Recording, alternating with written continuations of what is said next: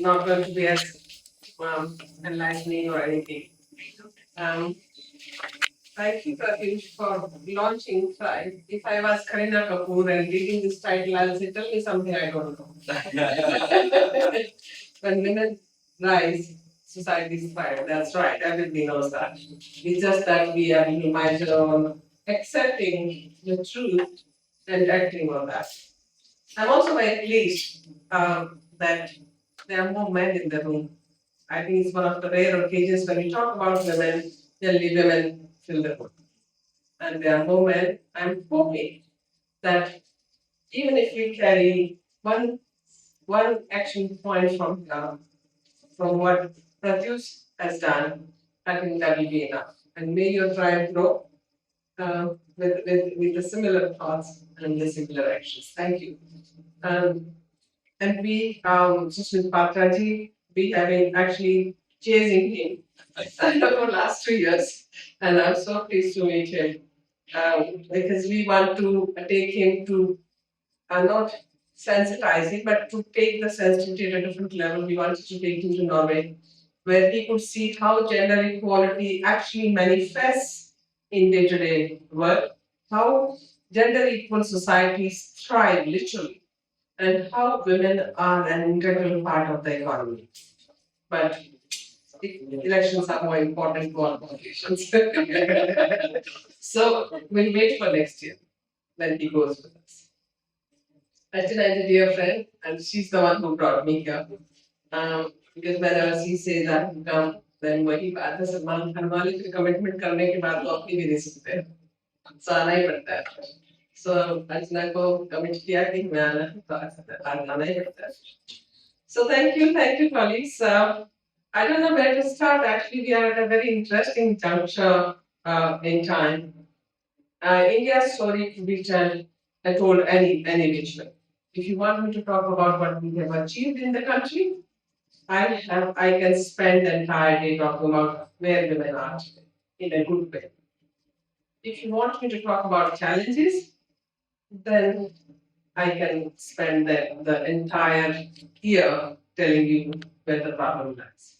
So instead of talking about challenges we all know, we all seen, we all gone through those challenges, I would like to talk about what could be done through a platform like what Pratyush has created. I think in terms of opportunities and equality, we have a long way to progress. But here are the options.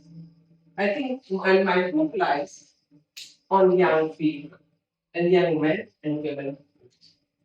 It's very difficult to stop the power of young women now across the globe, not just in India. There are more girls in higher education at this point in time. India has always excelled in STEM education for women. There are more girls now, I think, more than anywhere else in the world in terms of civil aviation. There's not even a single sector where women are not there today. So we have crossed all those notional boundaries of being there. It's just a matter of numbers. Where we really lack and where we are lagging behind in terms of our ranking in the globe is women's participation in politics at the highest level, which is the parliament as well as state assembly, and also women in labor force. And I think Pratyush, don't ever say that again that there are 30%, below 30%. Government of India is listening. Okay? They are saying 44%. Now it's your guess and my guess how that number has come. But 30% is not the right number. There's a lot that we need to do on those two fronts, and I'm sure Sasmiti has contributed in bringing the women's reservation bill, and I think he'll also, and his party will also contribute to making it happen actually on the ground. By 2029, UN Women is also doing its bit by training women leaders to be ready for 29 elections. My point is when we talk to political parties and the party structures, They say women are not ready for higher level of office. And I'm saying were men ready when they were brought in parliament? I personally know many MPs who don't speak a word in the parliament in their entire session. Many of them. And there's no measurement tool for their performance. Women are measured from the very beginning. Panchayat sarpanch पति ये पति वो पति मैंने मैंने जिंदगी भर कभी देखी ही नहीं पाया उन औरतों को शुरू में समझने लगे. Not all men were born like this. Give them time and they will come on their own.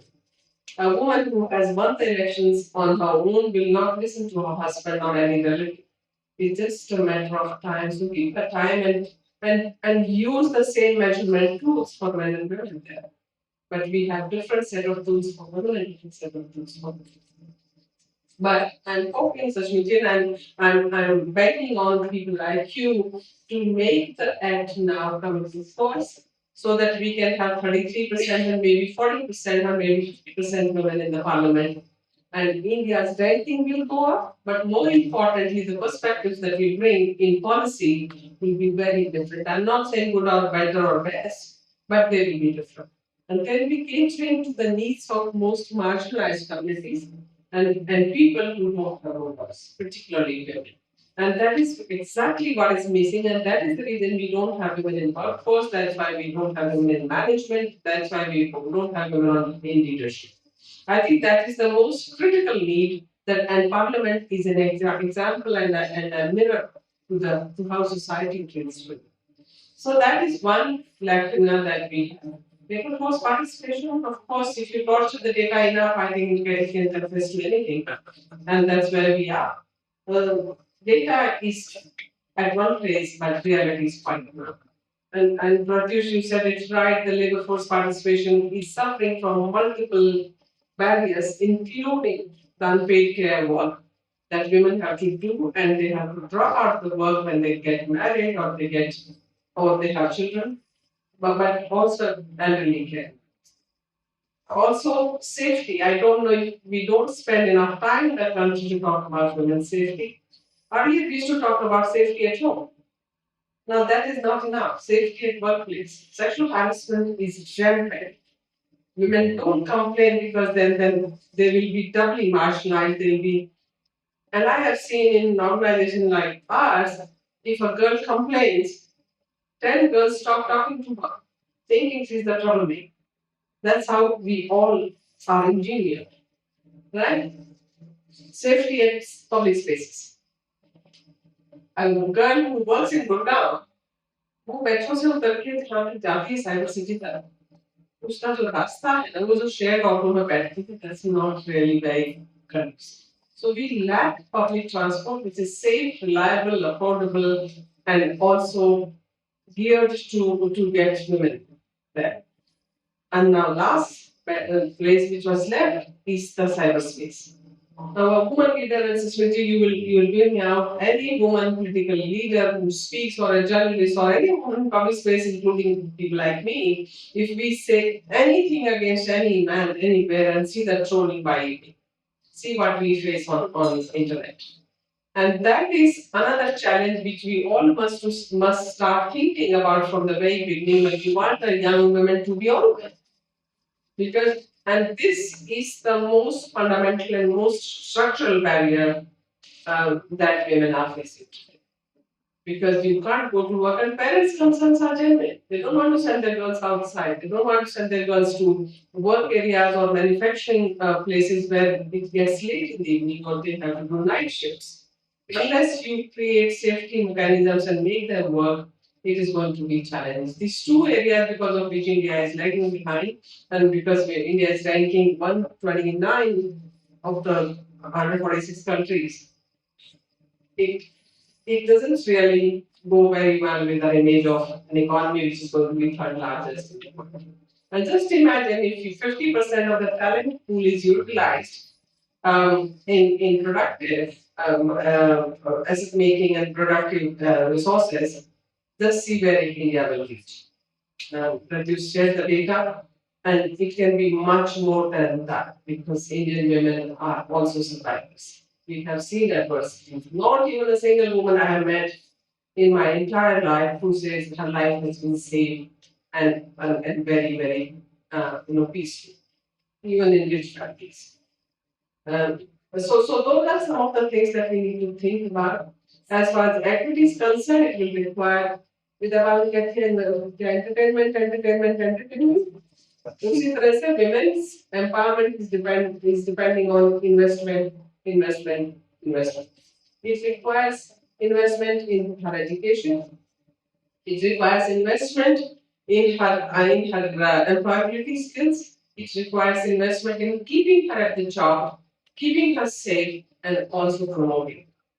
So for everything needs money, and that extra money that you have to spend for women to keep her children safe at her place would is the equity, and that is what we need to start thinking about. Equality ठीक है कि हम we want both men and women to work, but वो आएगी कैसे उसके लिए equity लानी है.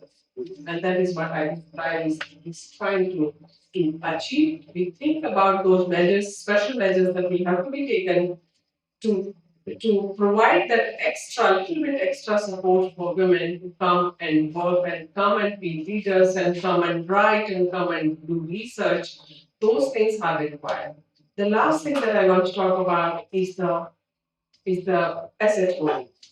And that is to me the most significant difference between men and women. 87% of one's land is in the name of men. So when the resources are so unequally divided between men and women, women cannot compete, however competent they are. They cannot compete with a man who's not even educated and has money. Because that is what is the difference. I may be whatever, but my husband has the assets, man. He has the house, he has the car in his name, he has the land in his name.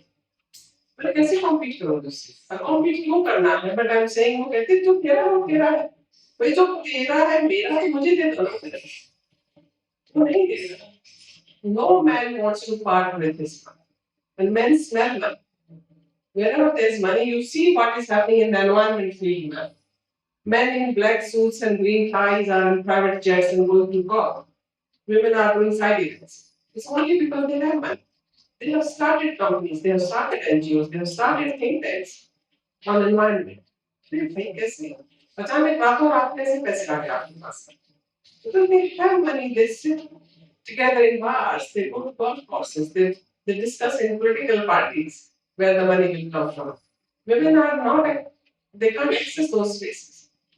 And that is where the problem is. If I want to enter politics tomorrow, not that I'm not competent, where will I get money from? कौन मुझे पसंद करे? Industrialist को मुझे fund नहीं करेगा. पैसा चाहिए इलेक्शंस के लिए. जिस तरह के इलेक्शंस हो गए हैं पैसा चाहिएगा. So women are never going to get into at least in equal numbers in politics till the quota is reserved for them. And we have seen across South Asia, Pakistan, Nepal, everywhere, Bangladesh, there are reserved seats for them. It's not equal play. And mostly because we don't have the money and the assets and the land that men own. एक rickshaw वाला मुझे ऊपर से नीचे तक कैसे तार सकता है? क्योंकि रिक्शा उसके नाम है, मेरे पास नहीं है. और मेरी बेटी मेरे साथ चल रही थी तो मेरी बेटी को देखी. मैं अपनी माँ के साथ चल रही तो मुझे देखी. It's only because of that. कोई खास बात नहीं. बात रिक्शा वाले की नहीं, बात कार वाले की. वो भी ऐसे देखता है. So if we are looking at women from that lens, that they are women and nothing else, then we are not going to make use of the 50% talent pool that exists in this country. And that's a national interest that we start looking at women as national assets. And that is where we will reach, where we need to reach. If you want to be 5 trillion economy or 10 trillion economy, women have to play an active role for which everybody will have to start working in that direction and provide equity to women in the way that they deserve. Thank you very much.